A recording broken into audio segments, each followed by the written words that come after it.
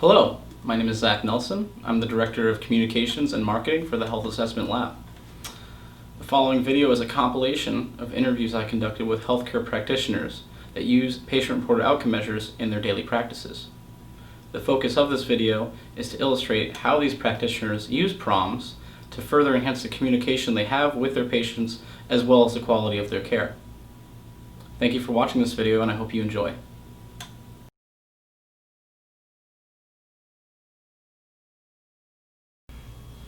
You know, it used to be when I got started in this field 30 years ago that most of what we did was on paper, and we then migrated that information to our personal computers and analyzed the data.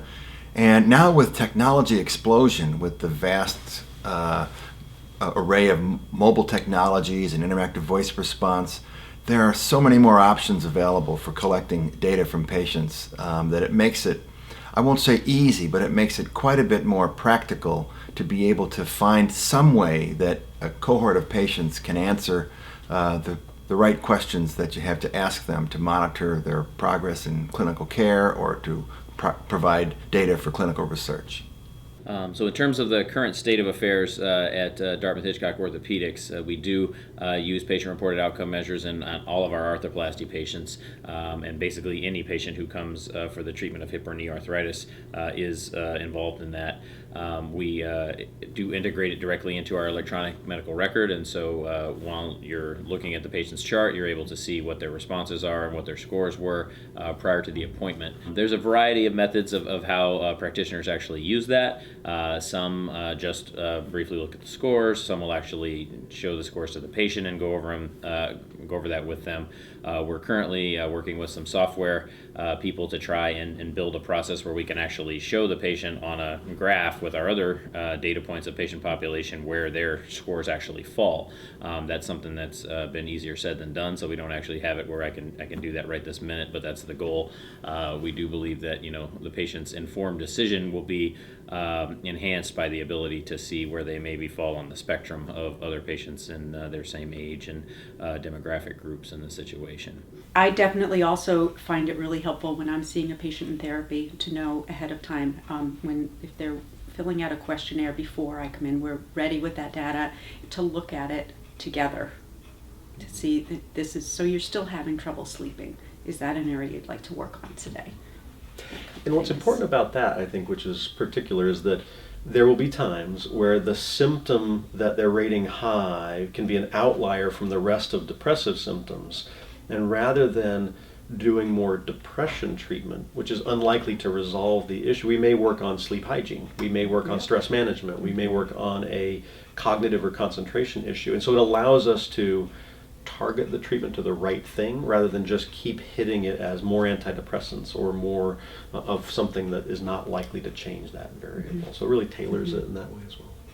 And I think the other part that I would say has been helpful is that it really involves the patient in the process of their care. Yep. Yep. To have something to report on, to fill out, that they know it's not just a number that's going to be, captured somewhere and researched later. It's not to them a patient-reported measure or outcome per se. It's a measure of how I'm doing. It's part of my care. So one of the things that we recognize is really important culturally is that the whole team is engaged in understanding the importance of the integration of patient-reported measures. So we've worked really hard so that our scheduler knows what his or her job is and why that's important. They do it right. The receptionist on the day of the clinic, they know the importance and the value we place on collecting outcomes. They're responsible for actually giving tablets to the patients, and if they're not engaged, then we may miss an opportunity.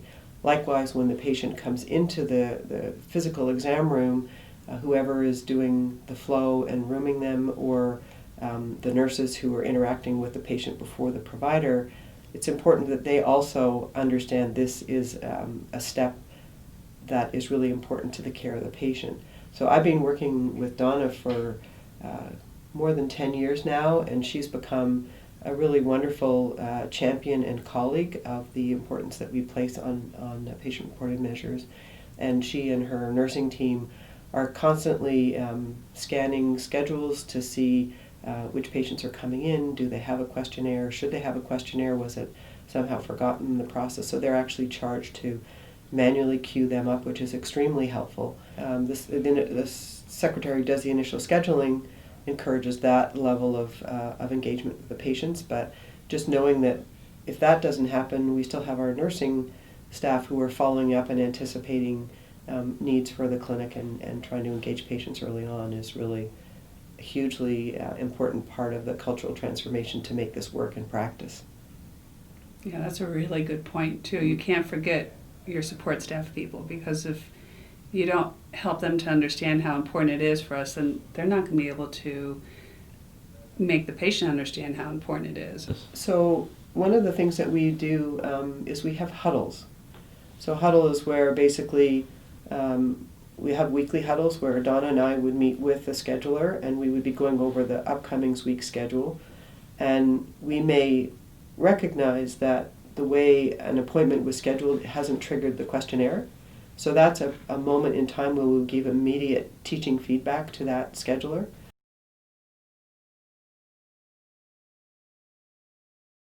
When I talk to patients about how patient-reported outcome measures are useful to me and useful to them, I try to explain the importance of their own perception of how the treatment is going and what that and how that is actually of the utmost important in this situation. I specifically say that these scores help me to know how their progress is moving forward. It helps me to know when I choose a certain type of intervention for a large group of patients, whether or not that is the best intervention for that situation. So I think some of the questions can actually prompt the patient to realize what things may be affected by their hip or knee arthritis.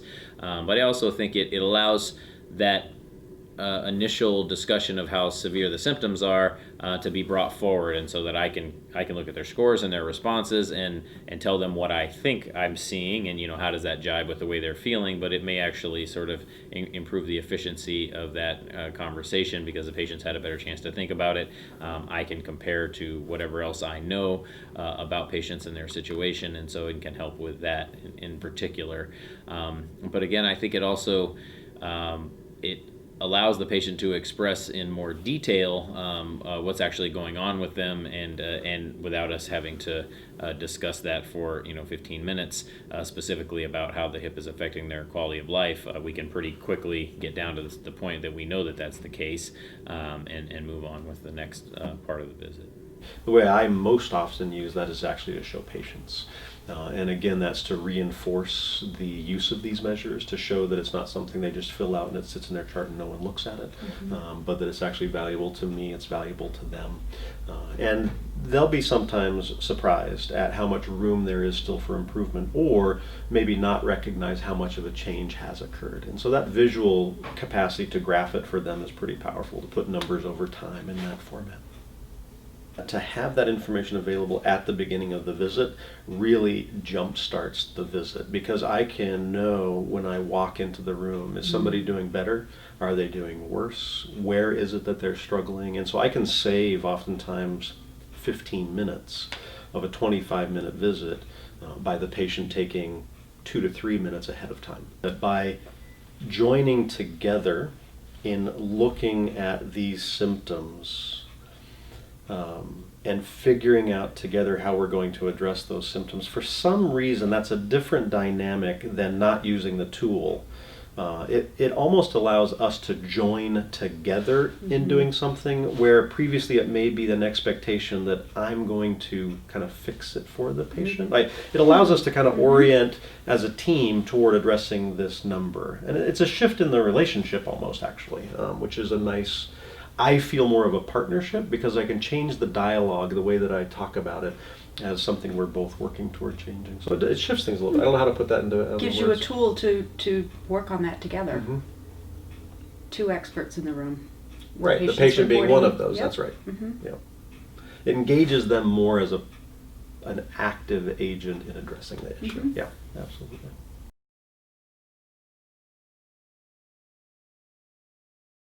30 years ago, when I got started in this field, PROMS were used almost exclusively in clinical research. And now with the advent of interest in clinical practice management, quality improvement, and population health tracking and goal setting, we've seen a proliferation of use, an expansion of use beyond clinical research, which was the touchstone area for most of us 3 decades ago, into an array of different applications that include providing meaningful and patient-centered care by getting information directly from patients as they receive medical treatment. I think most experts would agree that our United States healthcare system is broken. We're spending too much money doing too many things for the wrong people.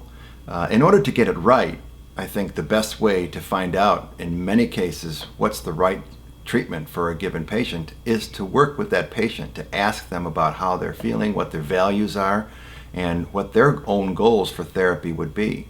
In addition, you can get valuable information from patient-reported outcomes while somebody is on a course of therapy. So for example, if somebody says, I have side effects that are really bothering me and I'm not sure I want to live with these anymore, and they're not clear what kind of benefit they're getting from the treatment itself to the disease that's being treated, you can have a dialogue with them that can factor in those side effects, the tolerability of treatment, and the cost of that therapy, so that together patients and providers can bring down the costs of therapy. To some extent, this is going to take some difficult decisions made not just by providers or by payers, but by patients themselves, in terms of sometimes saying no to a treatment that's not going to be effective.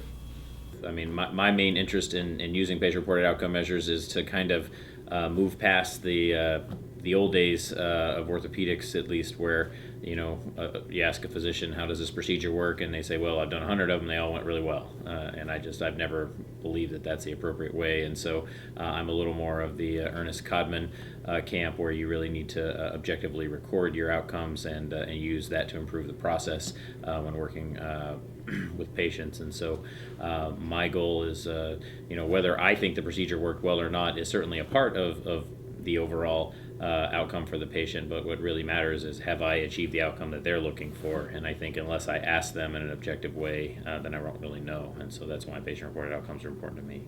At this current point in time, when patients come into to the arthritis clinic with hip or knee pain, we do ask them to fill out a couple of questionnaires beforehand. One of them is a general health questionnaire, which is the PROMS 10. And then we also have disease-specific questionnaires depending on what their problem is. And so those actually allow us to measure more specifically how an intervention for your hip or for your knee might actually make a difference, whereas your general health questionnaire tells you more about how the patient's overall health or outlook is affected by the treatment. Those are, again, filled out either on a web-based application or on a touchpad, and then depending on what kind of treatment the patient pursues, we have schedules where they're filling them out post-operatively. And so certainly when they come in for their post-operative visits, we're looking at their change score over time. Have they had an improvement? Are they the same? We also ask some questions about expectations and satisfaction that are tracked along the way.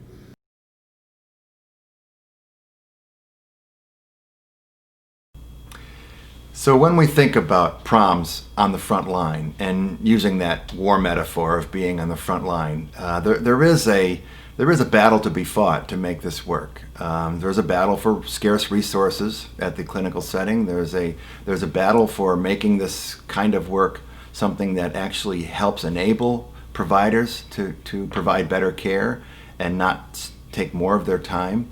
So I think the way we're going to win this battle and actually get PROMS working at the front line is, first, to have buy-in from providers, second, to make sure that the added burden is something that is either justified based upon the value that it provides to care, or is offset by some other time-saving aspect for the provider.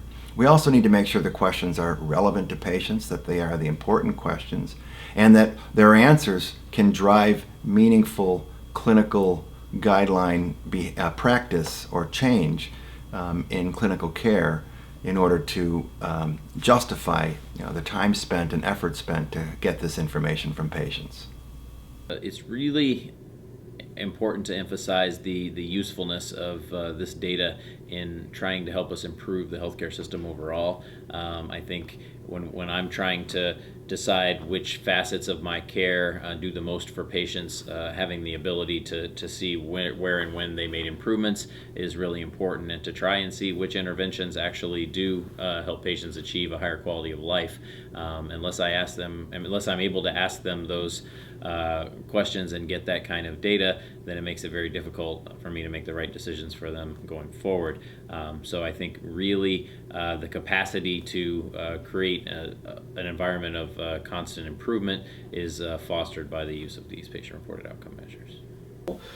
It's a small tool, it's a simple tool, but it comes with kind of big ramifications, and it addresses the need more, but it means changing financial models. It means changing staffing models. It means nurses and MAs working with behavioral health clinicians who have never worked together before. So yes, it's a small patient-measured tool, but it comes with a ripple effect, which is good, but it requires a lot of change and effort.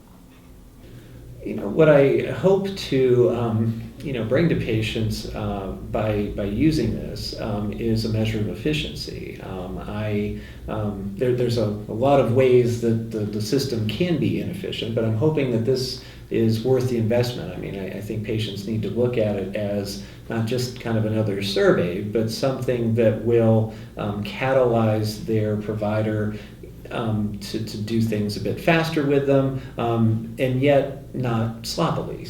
I don't think it's had a huge impact on slowing down patients getting here, getting registered, and getting in a room. So it doesn't seem to lengthen their amount of time that they're here for their visit. So I think that's an easy sell if they in fact had to get here a half an hour earlier in order to fill something like that out, or spend a long period of time in order to get that done before they could see their physician and was holding up getting to see the doctor. I think we would have less buy-in, and the same goes for the rest of the process. So I don't know that it's added much to our registration staff's workload. They just grab a whole pile of these that they've got ready to go, and they queue in a number and hand it over to the patient, and that's all they have to do. So everybody has had a teeny amount added on, but it really truly has been a teeny amount. But we need to keep our eye on the ball and remember that, what we want to put PROMS to use, for what purposes. So some of this would be for public reporting and to showcasing how physicians and hospitals are doing. That would also need to be linked to payment systems, because I think if a patient hasn't achieved its goal from an operation, that provider shouldn't be getting the full 100% of the payment that it needs to receive. There might need to be a penalty on that. That in turn will drive providers to actually improve these patient-reported outcomes and not improve other outcomes which are less meaningful to patients. I think that would make a huge shift and would turn maybe healthcare into a competitive market and into a healthy market that would actually be driving costs down and value up, which is not currently happening in most healthcare markets around the world. So I really see PROMS as just the beginning of something that would turn out to be much, much bigger and have a lot of influence on how healthcare will be shaped in the future.